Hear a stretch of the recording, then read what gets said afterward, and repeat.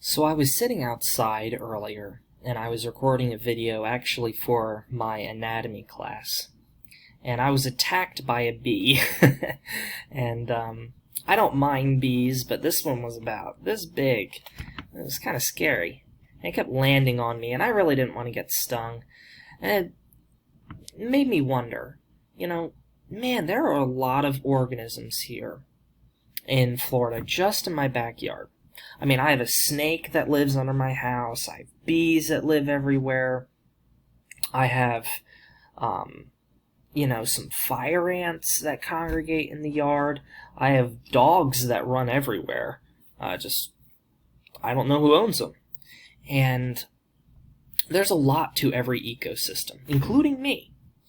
And that's why we have ways which we organize ecosystems. Now, they're not necessarily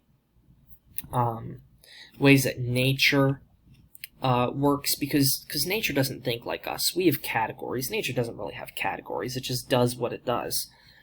But this helps us understand what nature does. And here's 4 categories.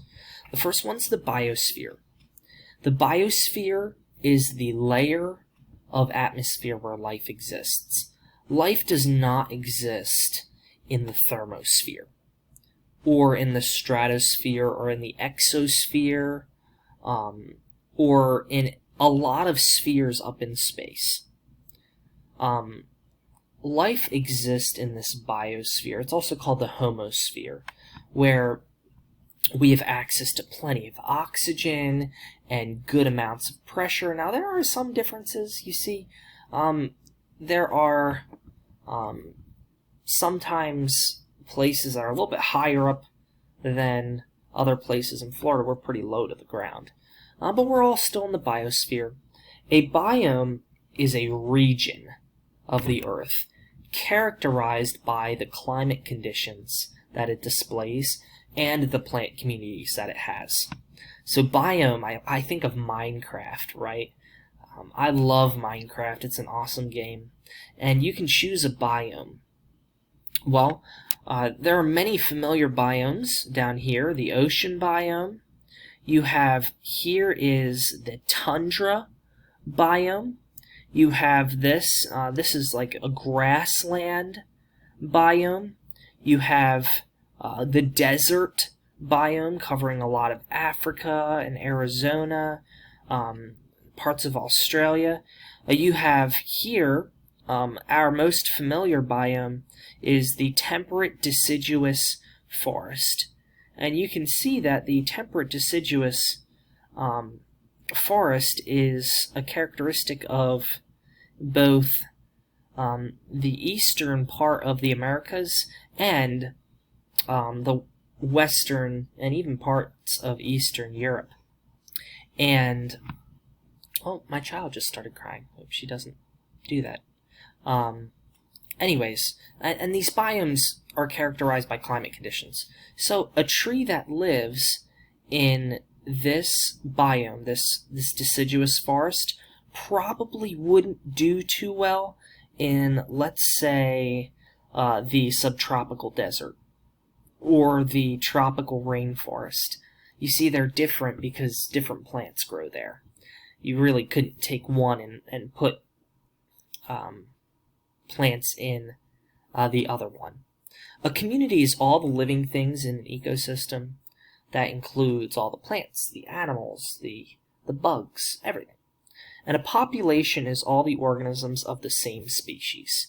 And of course, organisms of the same species are a little bit different. Consider the fact that all dogs, I believe their Latin name is Canis lupus, and they're all in the same species. Wow, well, there's a huge variety of dogs. I mean, you have these little rat things that people say are dogs that are kind of dogs, and then you have, like, dogs. And they're all part of the same population. Even in humans, there's incredible variety amongst us all, but we're all in the same species, so we're all in the same population. Here's some familiar biomes. The first one is the tundra. It's the regions of the North Pole that's covered in permafrost. Permafrost, you see permanent and frost in that word. What that means is that it's covered in ice year-round. Next, you have the boreal forests. The boreal forests have long, hard winters, but trees survive with a couple of different pretty hardened animals like elk and wolves. They survive just about every cold environment. But these boreal forests, they don't have a lot that wants to grow there. And what does grow there consistently is going to mostly grow during the summer months. You also have temperate deciduous forest. Most of the United States, most of Florida, southern Florida is a little bit different, but we're technically still deciduous forest. We still, even though outside we don't really have a lot of trees that lose their leaves during the winter, some still do, and so we are temperate deciduous forest. Here are some uncommon biomes. I have never been out to the Great Plains. I would love to go someday. I've heard it's really beautiful, and there's plateaus and there's grasses everywhere. It's called the grasslands because it has fertile soil with plains and prairies, but there's not all that much out there. You can see a nice herd of buffalo there, but there's not too much that really grows out there besides some grasses.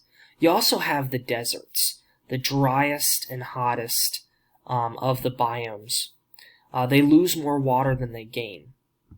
And because of that, only cacti, rodents, and reptiles, which retain water really well, can live out there. So this is a picture, I believe, of either California or Arizona, and I think that'd be really cool to visit too, that desert biome. Here's an aquatic biome. We're probably a little bit more familiar with these. You have a freshwater biome, little to no salt in the water. You have a saltwater biome, also known as marine. It's a synonym. These biomes have at least 3.5% saltiness, so we can measure the amount of salt in the water. And then we have places in between. It's called a brackish biome. It's salty, but not salty enough to be marine. So we're talking about maybe 2% water. And a lot of times these biomes happen in between fresh and salt water. So as you can imagine, fresh waters are a lot of our rivers and streams where you can just go up and drink some of the water. That was one of the things I liked about living in Pennsylvania the best, is we had some streams where you could literally take a cup and just drink the water. It was really cool. But those streams run into the ocean at some point, and somewhere along the line the ocean and those streams mix, creating these brackish biomes. Here are some other aquatic biomes, and particularly these are zones. You have the intertidal zone, is where the tide runs from. So it goes from where it's low tide and the water's more towards the ocean, all the way to high tide. And there's a lot of variance there. There's a lot of difference in low tide and high tide. And some of the most amazing sea life lives in this intertidal zone, just off of the beach. You also have the neritic zone. This extends past the intertidal zone, but not off the continental shelf. And the continental shelf is where a lot of these like coral reefs live. So here's a picture of a coral reef. You can see that it's beautiful and abounding with sea life. And then the oceanic zone is everything after the shelf slopes off, and it's all this deep sea oceanic zone. And those are some familiar aquatic biomes. And that's it as far as our biomes go. I'll move myself out of the way so you can see your homework to do. That is Section Review 13.2, page 482, numbers 1 through 6. I hope you have a great day and a happy weekend. I'll see you guys later.